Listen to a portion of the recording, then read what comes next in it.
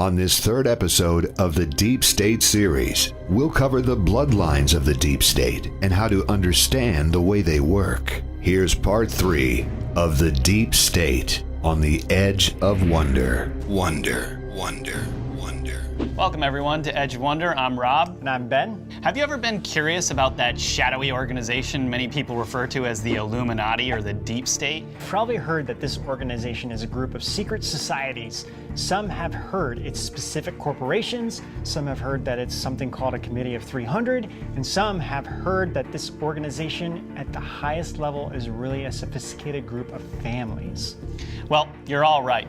In today's episode, we're going to introduce you to how all of this works, how it's generally organized, and what weird stuff has been going on behind closed doors in a neighborhood near you. Now, to talk about this, there's a few things you're going to need to accept if you already don't. This is the place where politics, finance, and the occult all intersect. Yes, we said the occult.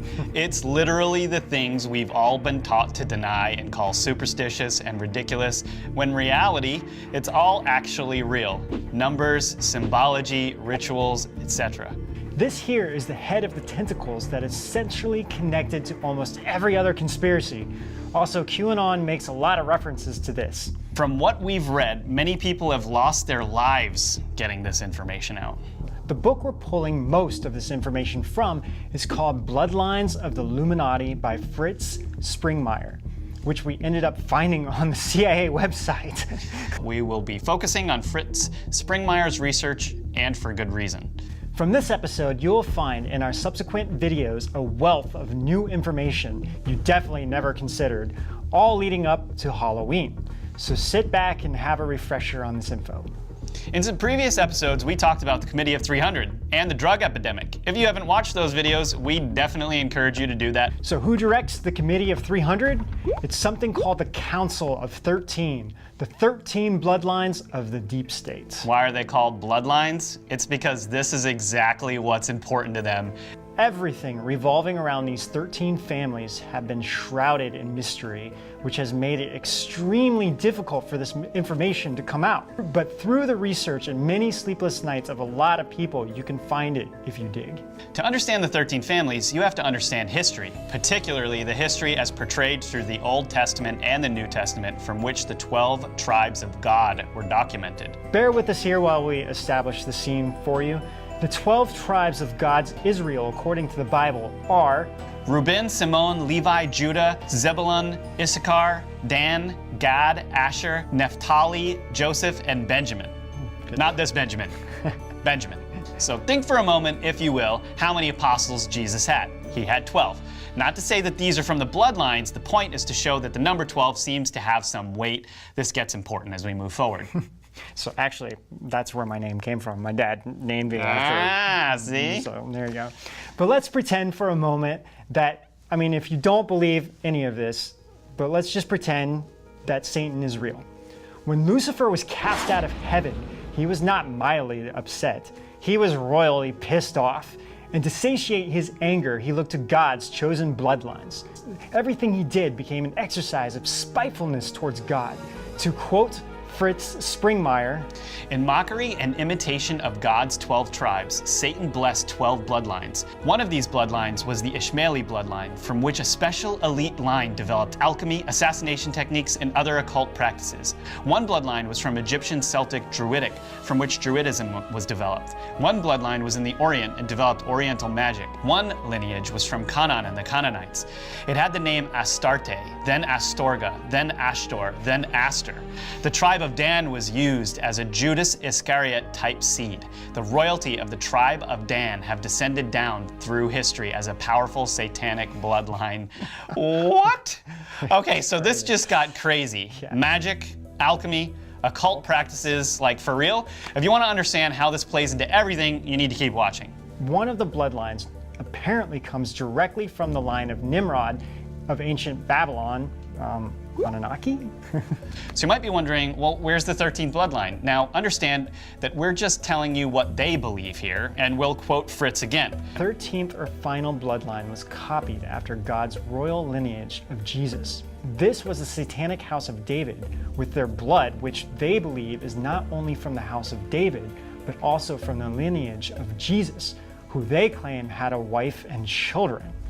The 13th satanic bloodline was instilled with the direct seed of Satan so that they would not only carry Christ's blood, but also the blood of his brother, Lucifer. Now, whether you believe this or not, that Jesus had a family is totally beside the point. And we're not claiming he did by all means. This is just what the deep state occultists believe in actuality, or perhaps even figuratively, as a mockery to Jesus.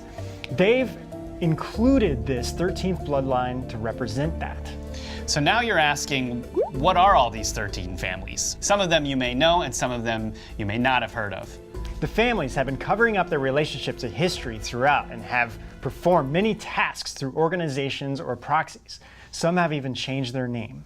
Now, don't shoot the messengers here. We're just telling you what we found. The 13 bloodlines, according to countless sources, of which Fritz is one, are Astor, Bundy, Collins, DuPont, Freeman, Kennedy, Lee, Onassis, Rockefeller, Rothschild, Russell, Van Duyn, and finally, number 13 is Merovingian. Did I say that right? All right, so you guys probably heard this term in The Matrix. I mean, he's that one bad guy in The Matrix movie. Oh, that like British dude or whatever? No, French guy, man. The French guy, he was French, right? Yeah. That's like who they went to go see, right? That's right. So, coincidence? I mean, really though, how much do the directors actually know? That's a different episode entirely, so we digress. Now, for the record, you guys heard Collins in that group of names. I grew up next to a Collins family, and I can tell you for a fact that the Collins family I grew up next to is not the Illuminati. This is not everyone who has these last names. However, when you dig, you find these last names behind many curious events in history. But let's help everyone understand their goals and purposes and the means by which they operate. We mentioned two words of significance here: bloodlines and the occult. The Illuminati are consistently described across different sources as Satanists, Luciferians, and Gnostics. One of the significant traits of these families are their involvement with each other. When you look at who they marry and who they breed with, they keep things very, very close. Too close, but we'll see if we can get into that more later. Suffice it to say that their bloodline objectives are to capture the occult power and powerful occult bloodlines around the world. As an example, the story goes that they had relations and even intermarried with American Indian chieftain bloodlines to capture the occult spiritual power of those people and absorbed as much of their culture pertaining to magic and rituals that they could. If you consider that their families have been doing this for over thousands of years, it just seems, well, I mean, really rather weird. Another example of their efforts to capture royal bloodlines into their webs are the Romanovs in Russia. It is said that instead of killing all of the children of the imperial family, which is what the story Anastasia tells us, they actually took 2 of the children to, quote, serve as breeders for the Illuminati. Now, to understand this better, we want to share another quote from Fritz's book that was provided to better understand their thinking around bloodlines and the occult. Quote, remember that the leading Satanists feel they have special blood. The top ones feel they are gods. Even Grand Masters may teach their selected children they are the God which created the children. This last statement makes more sense when one learns the methods, state of mind, and belief of the satanic hierarchy. Yvonne Collins, grandmother as they called her, would reject the idea that just anyone can become a witch of any significance by training and practice. The occult demonic power would not be strong enough for a convert to witchcraft. Yvonne's occult name is Lagenna, which means Lucifer's bride. Now hang on a minute. This is some Harry Potter junks if I've ever heard it. Hagrid, we're not allowed to do magic away from Hogwarts. So Fritz explained that the accounts he used are combining his own research with ex-insiders who managed to get out. Of course, throughout his book, he didn't give their names unless it was important to do so. This was really to protect them. So this leads us to our next area of curiosity. If they're actually practicing Satanism, magic, or witchcraft, if they're performing these rituals, how come we never see or hear it? Next, we'll get into how they control things and what their ultimate goals are. The Edge of Wonder. Has everyone heard of the Freemasons? How about the Skull and Bones? Ancient Order of the Druids, the Rosicrucians, Bohemian Grove, Watchtower Society, etc., etc. We'll use the example of Freemasonry here in our examples because it is the most known and it has the most examples of evidence out there if you research these things. Okay, now, it's been long known that these secret societies have mostly all been either created for the deep state or have long been since infiltrated by the deep state. Have you stopped to think about the significance of a secret society? Why have secret societies? Why not have everything out in the open? What exactly are you doing behind closed doors? Playing chess? Seriously. Yeah, really? Unless you're doing shady things and don't want people to know. Furthermore, why would telling the secrets of these societies result in pain of death, as many of the oaths of these secret societies we've come across do? I mean, that's just... Yeah. Doesn't make sense. We're of course not condemning every secret society because honestly, we don't know. They're secret. However, we are trying to get you to think. These secret societies are closed to the public and similar to classified operations in the CIA or like organization. Information is kept from different ranking Masons depending on their rank. The highest degree of a Mason is 33 degree. And apparently the difference between a 32nd degree Mason and a 33rd degree Mason is huge. Many of these secret societies hail from ancient roots tied to ancient occult practices that involve witchcraft. Why do the Masons have so many roots in Scotland? Britain, and particularly Scotland and Ireland, is where many orders and covens were for many hundreds of years. This is one of the reasons that St. Patrick had such a hard time converting folks over to Christianity back in his day. So, if they have these secret societies and they do perform these rituals, what do they do? I mean, what is witchcraft real even? So, Cotton Mather's author of The Wonders of the Invisible World, minister and author during the Salem witch trials, had this to say, quote, "Witchcraft seems to be the skill of applying the plastic spirit of the world onto some unlawful purposes by means of a confederacy with evil spirits." Has everyone heard of SRA and MPD? SRA stands for Satanic Ritual Abuse. Yes, it's a thing, and many people have started to finally come out about this and talk about their experiences of satanic ritual abuse recently. First of all, as soon as SRA gets brought up, and especially if you do a search for SRA, aside from the crappy entries you'll see on Wikipedia, you'll notice many headlines or articles criticizing this, as if it's ridiculous. If your BS meter doesn't go crazy when you see this, we're going to tell you why it should.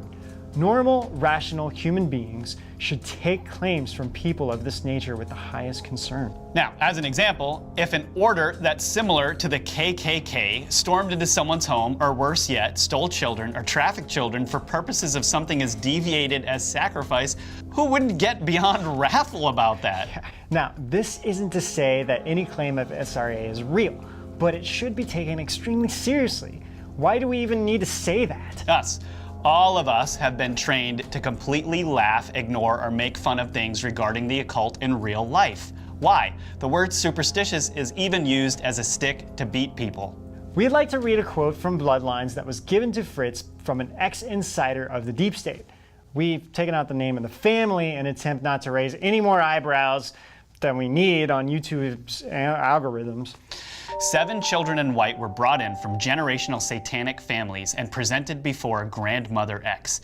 They laid prostrate in worship of her. She would move her scepter up with a snake up and down, striking the floor to show approval of a child candidate.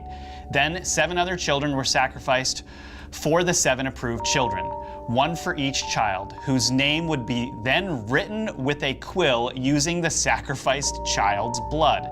The children were given oaths. The grandmother rotated her throne and faced the Council of 13 and declared, speaking in English, "This is tomorrow's generation, a chosen few." Ugh. The highest level Satanists have to balance their good deeds with their bad deeds.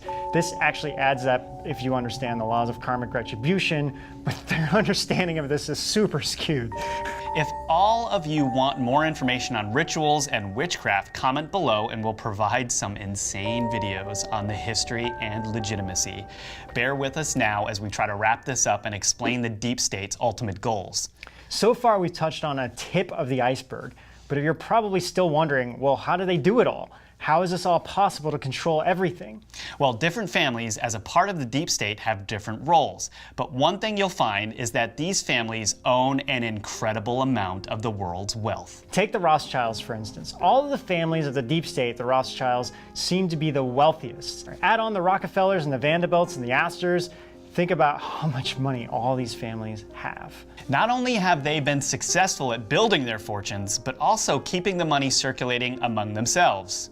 Fritz explains in the book that their strategies have been largely around making sure the 12 families are in charge of major money-making ventures. And we explain a lot of this in our whole drug video that we just made previously to this one.